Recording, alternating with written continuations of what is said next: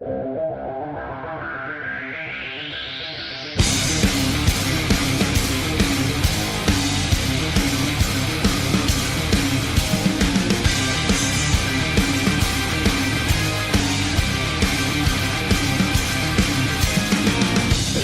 up, there's not a moment to spare. It's quite a drop from the top, so how you feeling down there? It's a cold, cruel, harsh reality. Caught, stuck here with your enemies. Who do you think you are? Tearing us all apart. Where did you think you could go? 'Cause everyone already knows it's 20 to 1. Yes, so you better run. You got the world on its knees. You're taking all that you please. You want more, but you get nothing from me. You like the burden we bear. You love the hate that we share. You want more, but you get nothing from me. But enemies, enemies.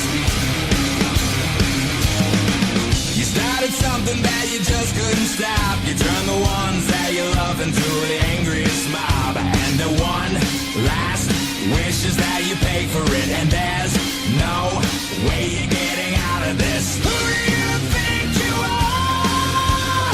Tearing us all apart. Where did you think you could go? 'Cause everyone already knows it's 20 to 1. Yes, so you better run. You got the world on its knees. You're taking all that you please. You want more, but you get nothing from me. You like the burden we bear. You love the hate that we share. You want more, but you get nothing from me. But enemies, enemies, enemies.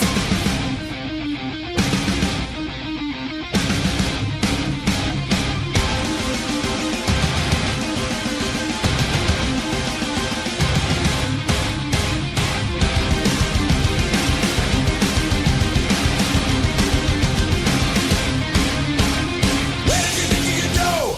'Cause everyone already knows it's 20 to 1. Yes, so you better run. You got the world on its knees. You're taking all that you please. You want more, but you get nothing from me. You like the burden we bear. You love the hate that we share. You want more, but you get nothing from me. You got the world on its knees. You're taking all that you please. You want more, you get nothing from me. You like the burden we bear. You love the hate that we share. You want more, you get nothing from me. But enemies, enemies, enemies.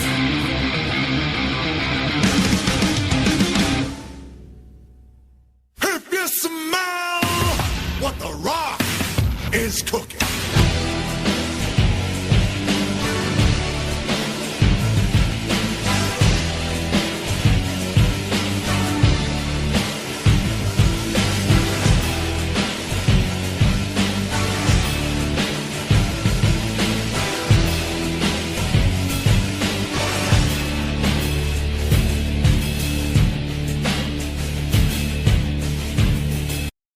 I hear voices in my head. They counsel me. They understand. They talk to me.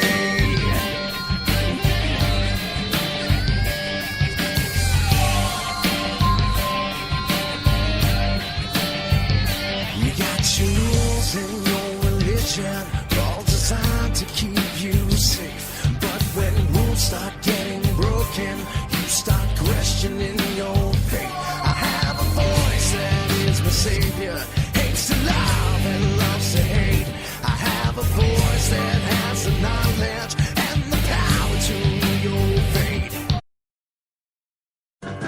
You shake my nerves and you rattle my brain. Too much of love drives a man insane. You broke my will, but what a thrill. Goodness gracious, great balls of fire. Hello ladies and gentlemen, welcome to a WWE Wrestling Talk Show with Reese Rock Jones and Sean Matthews today. We're working internet. we are here to present to you Raw's exclusive summer pay-per-view, Great Balls of Fire, otherwise known as Great Balls of Heels. And we'll get to that in a while. Yeah, we'll get to that in the show as it progresses. This was, as previously mentioned, Raw's summer exclusive pay-per-view as we lead into the second biggest show in the WWE calendar, which is SummerSlam. Yes, it is. And another name we could give this as well as Great Balls of Fire and Great Balls of Heel is Great Balls of Predictability. Absolutely. So we'll start with the pre-show. The pre-show saw the Cruiserweight Championship defended when the king of the Cruiserweight division, the Cruiserweight Champion, took on, no, not Austin Aries, who is now gone from the company. Yep, he is, actually. He took on Tyrus O'Neill's protege, Akira Tozawa. Yes. How would we say this match went, Jonesy? I would say it went as can be expected, because I don't think that while they do it occasionally, they don't really change championships on pre-shows. But then again, most of the time they don't change titles on house shows, so that's a completely different story for a different time. Absolutely. But the winner of the match and Cruiserweight Champion is... The king of the Cruiserweight division, Neville. Anyway, moving swiftly on. The main show opened up with a match that no one really cared about because it didn't have much of a story going into it. Which was? A match between Seth freaking Rollins, Also known as the cover star for 2K18. taking on former WWE champion, albeit for 7 weeks, Bray Wyatt. And as appeared to be the theme for some of his pay-per-views, with a little help from his good old friend Cheat, Yes, cheat. with a poke to the eye, followed by Sister Abigail. Ow. The winner of this match is Bray Wyatt. Oh no. And that probably sets the tone for the rest of the night. Next we had a tag team breakup That has Matt. actually gone personal. match as Enzo Amore took on his former tag team partner and attacker, Big Cass. Now, whilst this storyline had some similarities to the DX breakup in 2002, which led to the match at SummerSlam between Shawn Michaels and Triple H, Which we still maintain is one of the best SummerSlam matches of all time. this match did not have the same effect. In fact, it was barely 5 minutes long. Let's Well- just say Amore got his ass kicked. Well, he put up a Rey Mysterio type fight, but in the end, a big boot and the winner of the match, Big Cass, who came out on Raw the following night, on to say that he will be Universal Champion, he will main event WrestleMania, and he will prove everyone wrong. Of course, we all know what he has to get through at the moment to become Universal Champion. Yes, and then he was interrupted by the Big Show. Who, let's just say, did not take his bullying tactics to heart. No, let's say Big Show, then we showed Big Cass what Giant stands for. And that could be an interesting little rivalry. I don't expect it to go much further though. Yeah. Anyway, the next match. Next we had the 30-minute tag team Iron Man match for the Raw Tag Team Championships. Cesaro and Sheamus defeated the Hardy Boys inside the steel cage and Extreme Rules to become a 2-time Raw Tag Team Champions. Like I said, The rematch which took place on Raw a few weeks later ended in a double count out in the 2 out of 3 falls match. So we had this 30-minute Iron Man match, which for the record was actually the longest match on the card.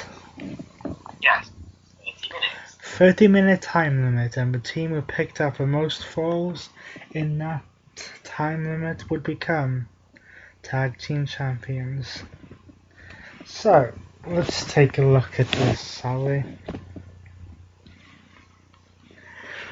Reminiscent of what happened to Daniel Bryan at WrestleMania 28, Sheamus pinned Matt Hardy with a bro kick 20 seconds into the match. Ouch. Deja vu, Daniel Bryan, anyone? Except his was 18 seconds. That gave Cesaro and Sheamus a 1-0 lead in this match. Then, as the match approached the 10-minute mark, 9:48 to be precise, Sheamus pinned Jeff Hardy following a white noise and diving neckbreaker combination, Ouch. which put Cesaro and Sheamus to a 2-0 lead. But when did the Hardys get back their advantage? The Hardys started a comeback at 12 minutes and 54 seconds after Jeff Hardy pinned Cesaro with a twist of fate.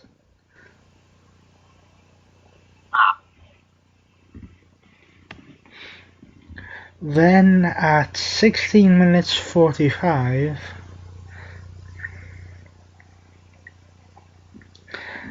the Cesaro and Sheamus took back the advantage when Matt Hardy was counted out after being thrown against the limb post, giving them a 3-1 advantage.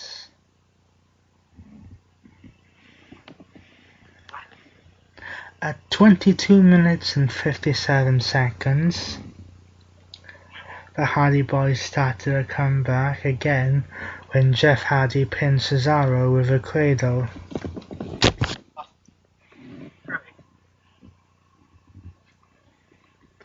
And as we entered the dying 3 minutes of this match, at 27 minutes and 5 seconds, Matt Hardy pinned Sheamus after a twist of fate off the top rope.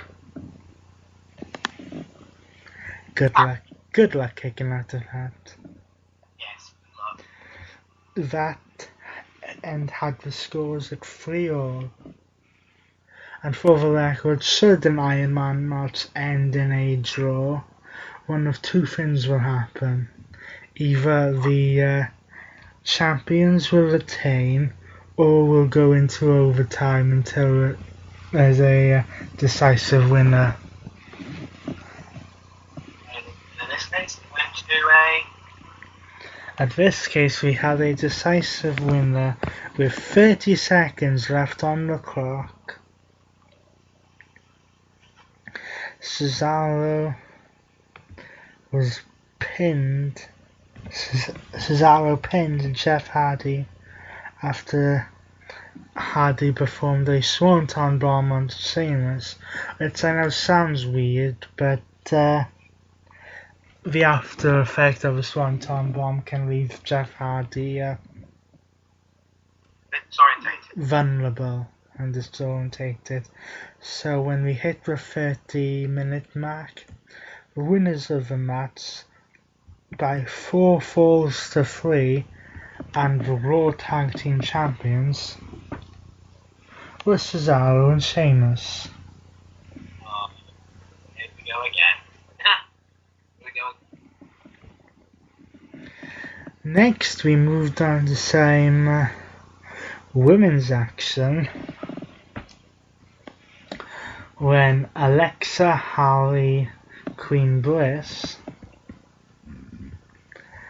defended the Raw Women's Champion against the Boss, Sasha Banks. Now, in typical Diva fashion, this match was what you would normally expect, except for one little thing. Yes, and this is both annoying but clever at the same time, because in an ordinary match, or an ordinary title match, the championship can only change hands by pinfall or submission. Yes, but Alexa Bliss decided to get herself counted out. Yes, after about 12 minutes of action, Alexa Bliss decided she wanted nothing to do with the match and got herself deliberately counted out,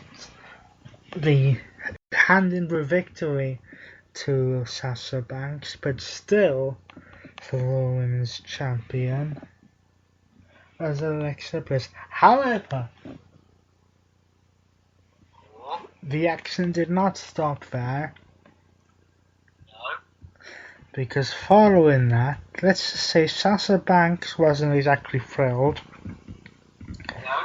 and went Yeah. after Bliss, and the action went up to the announce tables, where, let's just say, Sasha Banks dove on top of Alexa Bliss. Yes, and it was really painful. And as if that wasn't bad enough for Alexa Bliss, we had the situation the following night on Raw, where the tag team of Bayley and Sasha Banks took on Alexa Bliss and Nia Jax. Oh, And Alexa Bliss found herself pinned by former champion Bayley. yes, literally. It. It will be interesting to see where this championship match will go in the build-up to SummerSlam. Yes, definitely. Very Next, we had the Intercontinental Championship rematch sweet. between Dean Ambrose and The Miz, who would be accompanied by The Miz Taraj of his wife Maurice, Curtis Axel, and Bo Dallas.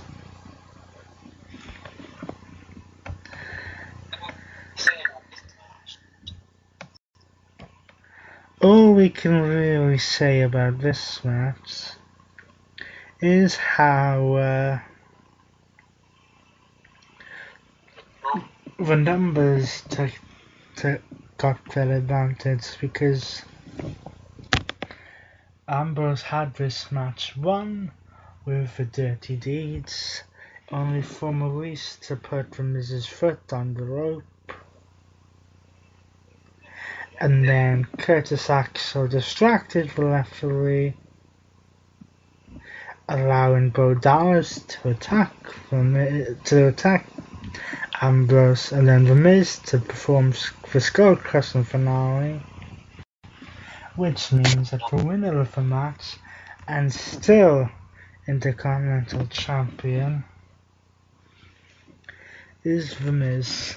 Now, I'm both annoyed and glad at the same time, if that makes sense. Whilst I enjoy The Miz's reign as Intercontinental Champion, I don't think he needs anyone else other than Maurice in his corner. Do you think he remembers? I think the whole Mr. Large thing is not necessary. No, I agree. From there, we moved on to a match which probably should have taken place on Extreme Rules. So this is great. It was an ambulance match First time in a while. between Roman Reigns and Braun Strowman. And he's not finished Roman Reigns yet. And what can we say about this? Other than the aftermath appeared to have put Braun Strowman to a face turn and sort of teases a Roman Reigns heel turn. It's giving out for ages. This match was, shall we say, brutal, Yes. hard hitting, Yes. and every bit extreme. As you normally expected. Braun Strowman ending up winning the match thanks to Roman Reigns making a mistake. Yes, Roman Reigns effectively lost the match himself. Yes. And you may be thinking, how does a man lose the match himself? Well, Jason, explain. Roman Reigns went for a spear onto Braun Strowman that effectively put Roman Reigns into the back of the ambulance himself. However, the big news of this was what took place after the match. Yes, when Roman Reigns came out of the ambulance and came to Roman, sent him in the back of the ambulance. Reigns then hijacked the ambulance and basically tried to commit murder by driving the back of the ambulance into the back of the truck with Strowman still inside. I never knew Roman Reigns played GTA. Yes, and just after this attempted murder, Roman Reigns gets out of the ambulance and walks away like it's nothing, whilst Raw General Manager Kurt Angle appears in shock, not sure what to do. Braun Strowman out of the threat. And it's 2 matches. Yes, whilst the emergency services were attempting to get Roman Reigns out, Braun Strowman out, excuse me, a match came out of nowhere, no pun intended.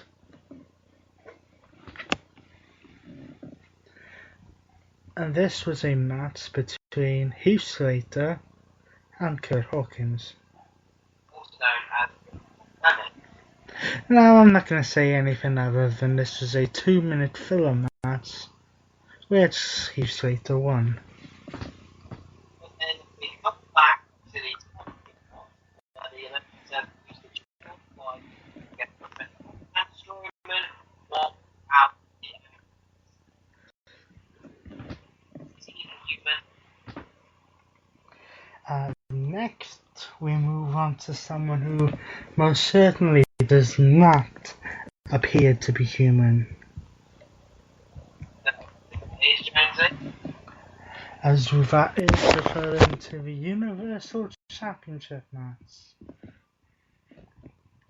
when the Destroyer Samoa Joe would challenge the Universal Champion, the Beast Incarnate, Brock Brock Lesnar. Oh, jeez. Yeah, but one way Lesnar really did that was getting his introduction to Samoa Joe would blindside Lesnar before the match even started. Which, to be fair, is actually He's not a good strategy. Samoa Joe hits Lesnar through the announce table. Yes, we had Samoa Joe blindsiding Brock Lesnar from behind. We then had the Elaine slam through the announce table. Then, as soon as Lesnar got back into the ring and the match could officially get underway, we had a brief section of a match where Samoa Joe was in control in the corner. Then Samoa Joe took a rather unpleasant trip, which every Lesnar opponent seems to take, when he visited a little place called Suplex City. How many times? I counted 3 times in this story. Then Samoa Joe appeared to almost regain control and go for the Karina Clutch, yeah. Lesnar was able to escape from that, then managed to hit another 3 German suplexes.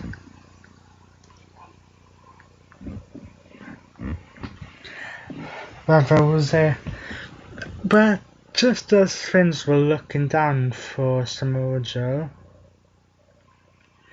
there was a section where Joe managed to block the referee's view and hit a low blow on Lesnar. Big mistake. Yes. Not kick a piece there. And then for the second time in the match, Samoa Joe applied the Karina Clutch, but Lesnar again countered with a sidewalk slam. And whilst Lesnar attempted to go for the F5, Joe countered into a third Karina Clutch. However, this time Lesnar was able to stand up on his feet and deliver the F5 to Samoa Joe, picking up a 3 count and remaining the Universal Champion. Now, you can say what you want to about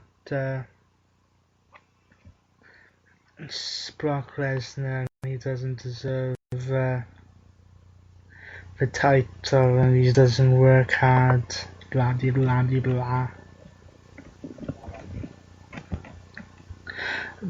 But in this match, despite the fact that it wasn't officially long, I think he did everything he needed to do in order to get Samoa Joe over. Because I believe that Samoa Joe didn't hurt himself by losing this match. And there was a very interesting segment the following night on Raw, when Raw General Manager Kurt Angle called out Brock Lesnar to the ring, and heaven knows there's history between those two. one of the greatest WrestleMania main events. Which Angle constantly tells us he fought with a broken freaking neck.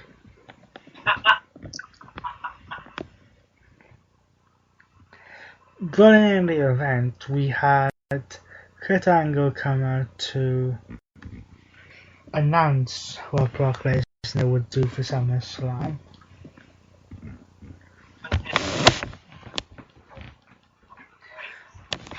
We then had Roman Reigns come out and say that because he was able to take care of Braun Strowman, that he should be owed something.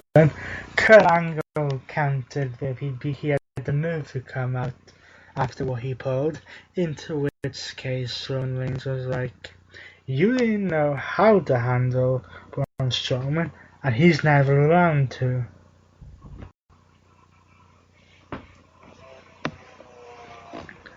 Then we had Samoa Joe put in an appearance, Yes. in which he made it quite plain that Lesnar didn't beat him last night at Great Balls of Fire. He escaped him. In which he actually does have a very decent argument with that. So, what does Kurt Angle do? Well, we had a number one contenders match made for the following Monday Night Raw, in which Roman Reigns would take on Samoa Joe, and the winner will face Brock Lesnar at SummerSlam.